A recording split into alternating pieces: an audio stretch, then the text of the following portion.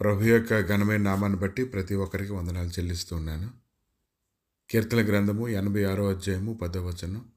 అన్యజనులందరూ వచ్చి నీ సన్నిధిని నమస్కారం చేయుదురు, నీ నామమును గణపరచుదురు.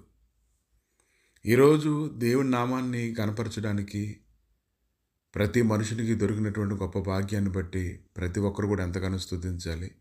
దేవుని నామాన్ని గణపరచడం ద్వారా మనం బలం పొందుతాము. ఆ యొక్క బలం ఎటువంటిదంటే మన శత్రువులు ఎదుట మన నిర్భయంగా జీవించడానికి కలిగేటువంటి బలము. కనుక ఈరోజు దేవుణ్ణి నువ్వు స్తుతిస్తూ ఉన్నావు, ఆయన చక్కగా స్తుతిస్తూ ఉన్నావు, ఆయన నామాన్ని గణపరుస్తూ ఉన్నావు. కానీ నేను ఎట్టువాడో ఆయన స్వభావం ఎట్టుతో కూడా ఈ దినాన్ని నువ్వు తెలుసుకోగలగాలి. ఎప్పుడైతే ఆయన యొక్క స్వభావము, ఆయన యొక్క ఆలోచనలు, ఆయన యొక్క ఉద్దేశములు ఎప్పుడైతే నువ్వు బాగా ఎరుగుతావో ఇంకా చక్కగా నువ్వు ఆయన స్తుతించడానికి నీకు అవకాశం దొరుకుతూ ఉంటుంది. కనుక దేవుని సన్నిధిలో వేలాది మంది దూతలు ఆయన నిత్యము స్తుతిస్తూ ఉన్నారు, ఆయన నామాన్ని కనపరుస్తూ ఉన్నారు. ఆయన పరిశుద్ధుడు పరిశుద్ధుడు పరిశుద్ధుడని ఎంతగానో స్తుతిస్తూ ఉన్నారు.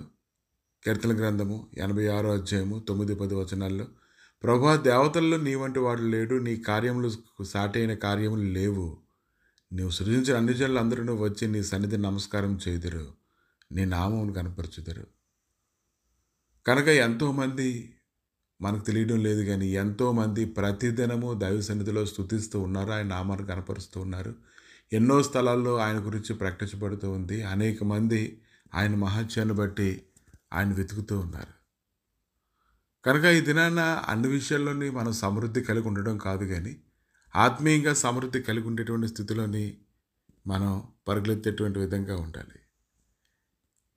కాబట్టి ఆయన ఎరిగి ఎప్పుడైతే నువ్వు స్తుతిస్తావో, ఆయన ఎరిగి ఎప్పుడైతే స్తుతిస్తావో ఖచ్చితంగా దేవుడు అక్కడ గొప్ప కార్యం జరిగిస్తాడు. ఆయన అయితే చాలాసార్లు చెప్పాడు, మనుషుల్ని మహింపరచడం కాదు, దేవుని మహింపరచండి, దేవుని మహింపరచండి, దేవుని మహింపరచండి. నన్ను పరిశుద్ధుడని మీరు అలాగ చెప్పుచున్నారు, దేవుడు ఒక్కడే పరిశుద్ధుడని ఆయన ప్రకటించడాన్ని మనం చూస్తూ ఉన్నాము. కనుక ఉదయకాలాన్ని నువ్వు ఆయన స్తుతించినట్లయితే ఆయన సన్నిధిలో నుంచి నీ మీదకి ఆయన శక్తి దిగి వచ్చేలాగా నువ్వు స్తుతించాలి. నువ్వు స్తుతిస్తుండగా ప్రతి విషయంలో కూడా గొప్ప కార్యాలు జరగడం నువ్వు చూడాలి. దావీదు గురించి ఆలోచన చేస్తూ ఉండేటప్పుడు ఆయనైతే దేవుని నిరంతరము స్తుతిస్తూనే ఉన్నాడు. ఆయన ఎన్నో కీర్తనలు రాశాడు. ఆ కీర్తనలోని ఎన్నో సంగతులు ఆయన ఎటువంటి వాడో తెలియపరచబడుతూ ఉంది. 5 తలాంతులు కలిగినటువంటి వాడైతే 5 తలాంతులు తీసుకొని వచ్చాడు. 2 తలాంతులు కలిగిన వాడు 2 తలాంతులు తీసుకొని వచ్చాడు. కానీ 1 తలాంతు కలిగినటువంటి వాడు యజమానుడు ఎటువాడో గుర్తించకపోవడం వల్ల దాన్ని తీసుకెళ్ళి భూమిలో కప్పెట్టడం, ఇంకా తిరిగి విత్తని చోట కోయేవాడు, చల్లని చోట పంట కూర్చుకునేవాడు అని యజమాని గురించి మాట్లాడుతూ ఉన్నాడు. ఆ మాటలు మాట్లాడుతున్న యజమానికి అయితే చాలా కోపం వచ్చింది. ఈరోజు దేవునికి కూడా మనం ఆయన ఎరిగితేనే ఆయన చక్కగా మనం స్తుతించగలం. మనం ఎరగకపోతే మన ఆలోచనల ఉద్దేశములను బట్టి మనం మాట్లాడతాము, దేవుని సన్నిధిలో సాకులు చెప్తూ ఉంటాము, దేవునికి వ్యతిరేకంగా జీవించేటువంటి జీవితంలోకి వెళ్ళిపోతూ ఉంటాము. మన జీవితాన్ని ఎవరికి వారి జీవితాలని నాశనం చేసుకుంటూ ఉంటారు. కాబట్టి ఆయన ప్రతిరోజు ప్రతిదినము కోపడే దేవుడు, ప్రతిదినం మనల్ని సరిచేసేటువంటి దేవుడు. ఆయన గురించి మనం స్తుతించాలి, నిరంతరము స్తుతించాలి. ఆయన స్తుతించడం ద్వారానే దావీదు తన జీవితంలో ఎక్కువ బలాన్ని పొందుకోవడానికి మనం చూస్తూ ఉన్నాము. కనుక ఈ ఉదయకాలాన్ని ప్రతి ఒక్కరూ ఎరగండి, దేవునితో కలిసి అంటుకట్టుబడి ఉండేటువంటి జీవితంలోకి మీరు ప్రవేశించండి. ఆయన విషయంలో మీరు అంతమాత్రం కూడా సందేహింపవలసిన అవసరం అయితే లేదు.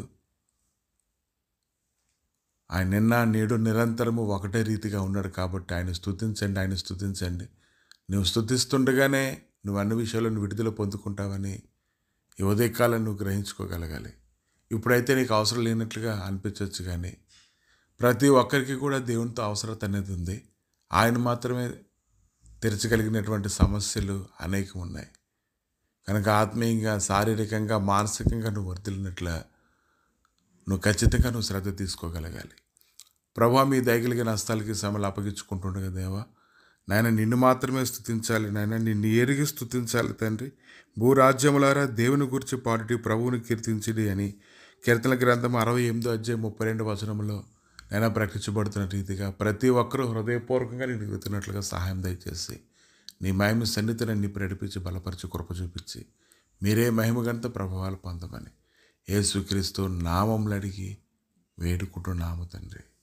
ఆమేన్.